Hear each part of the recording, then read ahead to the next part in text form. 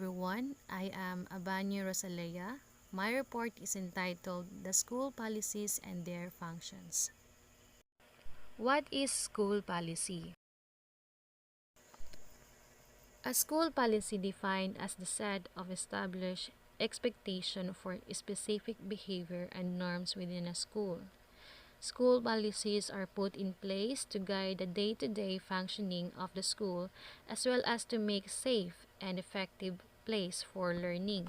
This means a school policies establish rules and regulations to guide acceptable behavior and ensure that the school environment is safe to students, teachers, and school staff. School policies also help to create a productive learning environment. Schools are institutions motivated by a shared vision. Necessarily, school must have policies for them to realize their vision and mission. These policies are a reflection of values of the people who created them.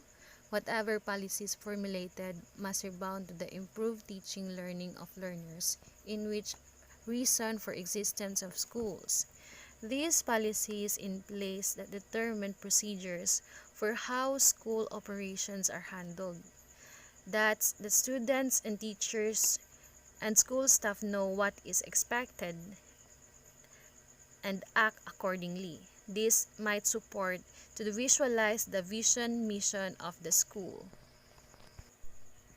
One of the examples of school policies is the attendance policy or the DEP Order 8S 2015. A learner who incurs absences of more than 20% of the prescribed number of a class or laboratory period during the school year or semester should be given a failing grade and not earn credits for the learning hour or subject. Furthermore, the school head may, at his or her discretion in the individual case, exempt a learner who exceeds the 20% for limit to consider valid and acceptable to the school. The discretionary authority is vested in school head and may be availed by students or granted by a faculty member without the consent of the school head. Here are 10 essential school policies: attendance policy, bullying policy, cell phone policy, dress code policy, fighting policy, respect policy, student code of conduct, student discipline, student search and seizure policy, substitute policy. There is a lot of school policies are implemented in every schools. The functions of school policies are rules that are intended to help schools teach students efficiently, fairly, and safely as per the regulatory norms on the board to which the institution is affiliated. These terms determine how students are taught and what they are taught, how schools manage students and its personnel. In order for a school to encourage a higher learning, the school policies must be in place that establish goals in relation to their vision and mission. Without policy in the schools could be lack of structure and functions to provide the learning needs of students. That's the reason school policies are necessary to the success and safety of a school. Now let's proceed on the policy on collection of contribution. Cognizant of the need of an organization for adequate funds to sustain its operations, a duty recognized PTA may collect voluntary financial contributions from members and outside implementation of its programs and project, exclusively for benefits of students and the school operates. The PTA program and project shall be in line with the School Improvement Plan (SIP). The contribution should be a reasonable amount as may be determined by the PTA Board of Directors. No payment of the contributions by the parent member shall not be a basis for non-admission or non-issuance of clearances to the child by the school concerned.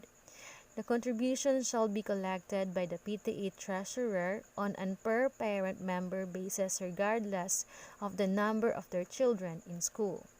No collection of PTA contributions shall be done during the enrollment period. No teacher or any school personnel shall be involved on in such collections activities.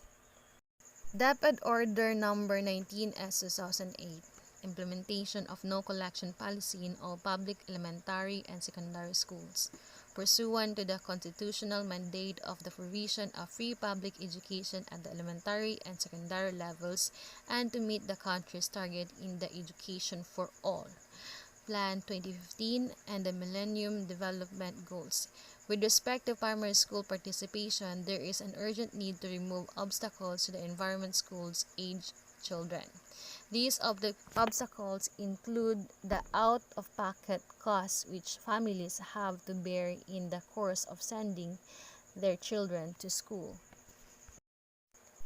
Accordingly, the following policies on collection of fees in public schools shall be strictly observed. No fees shall be collected from school children enrolling in preschool up to grade 4 during the enrollment period at any time during the school year.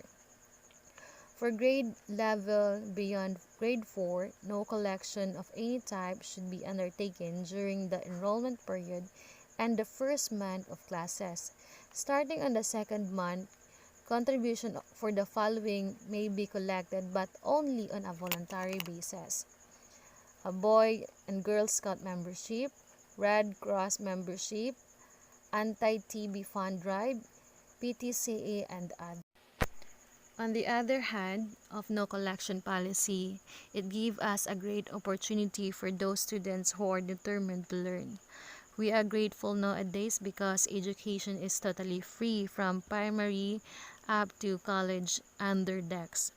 There are bases of no collection policy are as follows: DepEd Order Number 65 Series of 2010, DepEd Order Number 19 Series of 2009, DepEd Order Number 40 Series of 2008, and DepEd Order Number 40 Series of 2009. The government encouraged the community to bring as school-aged children to school, not intimidate parents in bringing their children in school, because education is for all. That is why the policy are strictly observe guidelines of administrative sanctions. There is no reason why children cannot send to school, where in fact all the school fees are free. Once again, good day and thank you for listening.